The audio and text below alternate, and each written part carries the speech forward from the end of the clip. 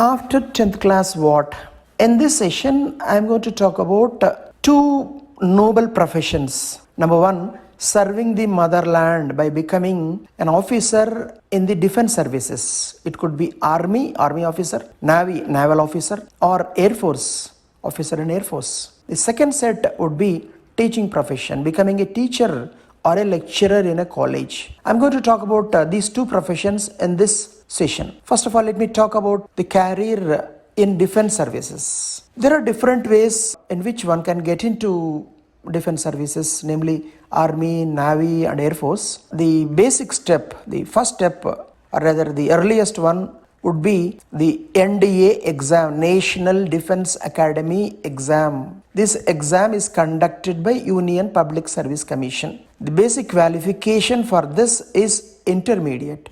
One should have studied mathematics and physics in intermediate. So this is basically for MPC students. So if you are interested to serve the motherland by joining the defense services, one of the defense services, it could be army, navy, or air force, you need to take MPC in intermediate. This NDA exam is conducted in two stages, twice a year. The first one is written exam, and then there is a physical and medical test. Of course, the written exam is followed by interview, SS Staff Selection Commission Board interview. After completing intermediate with maths and physics as specializations, one can apply for this National Defense Academy exam, which is conducted by Union Public Service Commission. And approximately 4 lakhs candidates appear for this exam for the first stage of the examination, which is written examination. Basically, there are two papers in this written exam. One is mathematics. The other one is general ability test. This general ability test contains questions from general English, GK, physics, chemistry,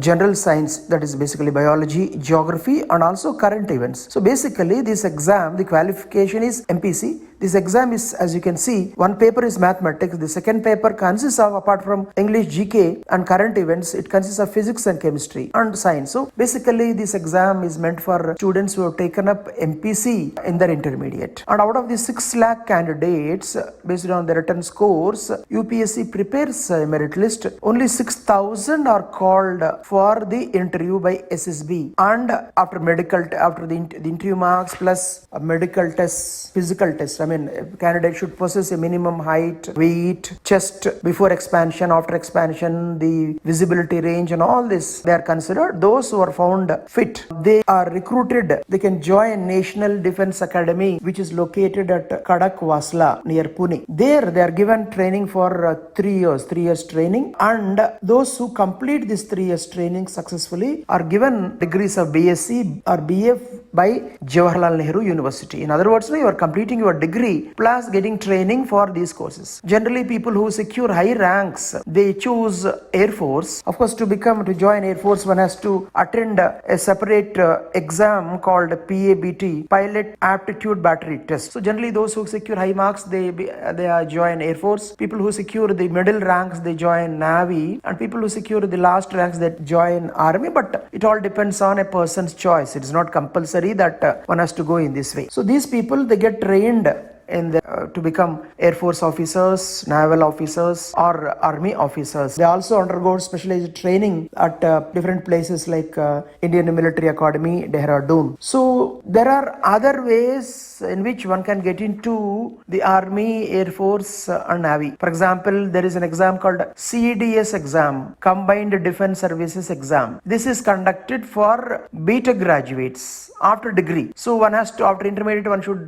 this is an exam for graduates, so I'm not giving these details. Obviously, if one is interested, one should go through the Combined Defense Services exam, because that is the correct way, right way to get into these 3 services. I need not highlight the advantages of joining these 3 services. One of these 3 services, very attractive salary and lucrative perks. You mostly get very good accommodation amidst greenery, spacious houses, and you get your commodities for a very lesser cost in military canteens, These are some of the perks. And the work is really challenging, serving the motherland. I mean, one should have this kind of aptitude. You get rewards, recognition, and you can visit new places, meet new people, and you are leader. At the age of 21 or 22, you become a leader. Remember, Air Force doesn't mean always pilots. There are other wings, technical as well as ground duty. And there are different ways of getting into, for example, ground duty officers. For all those who complete a degree, they conduct a ground duty officer exam. They are basically, all these exams are for graduates. And there is one more scheme called technical entry scheme after 12th class for those who completed intermediate with maths, physics and chemistry and who have secured 70% minimum marks. Written exam is conducted and these people are trained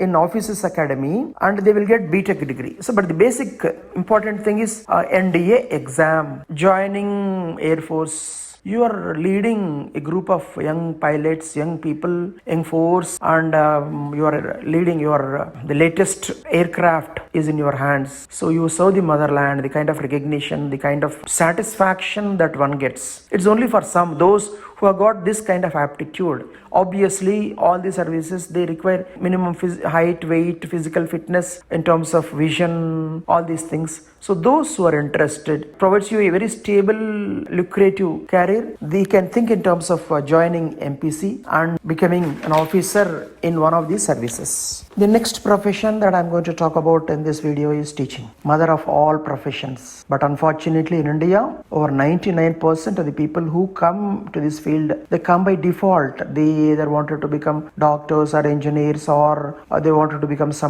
join some other profession. Because they were not successful, as a last resort, they take up teaching. And in order to break this jinx, Union government in its new education policy has proposed a 4-year integrated B.Ed course like BA B.Ed or BSc B.Ed or BCom B.Ed. In other words, now by the time the present 10th class students complete their intermediate, this 4-year B.Ed degree would be in its place. So one should take a decision after intermediate. You can join any group, MPC or BPC or CEC or MEC in intermediate.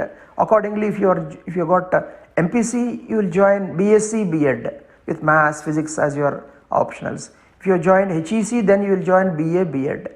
Basically, one should have passion for teaching. But let me tell you, obviously the salaries will not be that attractive when compared to other professions like software engineer. Software engineers, campus recruitments, they are, of course, majority of them today, they are getting a salary of 30 to 40,000 per month. But for those who are having merit, they are commanding a salary of even 2 lakhs per month. And this is not really possible in teaching career. No doubt, some of the people who are successful in teaching, especially for competitive exams like IIT JEE, especially subjects like physics, chemistry, mathematics, some corporate institutions are offering very high salaries ranging from 1 lakh to 10 lakhs per month. 10 lakh will be very, very rare. It all depends on seniority and reputation, but that will be very, very rare thing. But for young graduates who possess very good teaching skills, one can expect surely 50,000 to 1 lakh or even more than that salary in some of the corporate institutions.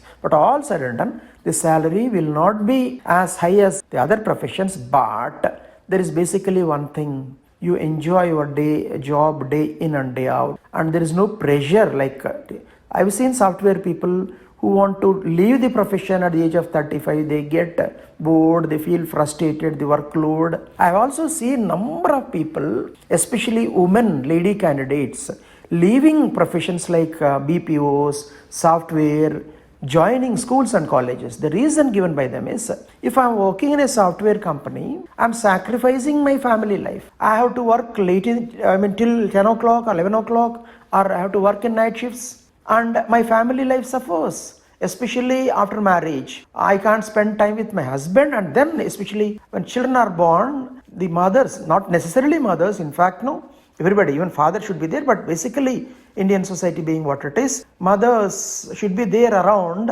and jobs like other jobs, especially engineering, medical professions, they will not give you that much of time, whereas in the case of teaching, the job generally gets over at 4:30. Even in corporates, even though their working hours are slightly lengthier, you will reach home by 5:30, 6 o'clock, and you only work for 2:20 to 2:30, or maximum 250 days in a year. You are getting around 110 to 120 paid holidays. So this enables you to focus attention on your family, bring up your children in the proper way. So this is the greatest advantage. The drudgery that is associated, the work pressure that is associated with certain jobs like engineering, software, especially software engineering, will not be there. Of course, every profession has got its own difficulties, own challenges, but only a teacher can make a doctor, IAS officer, engineer.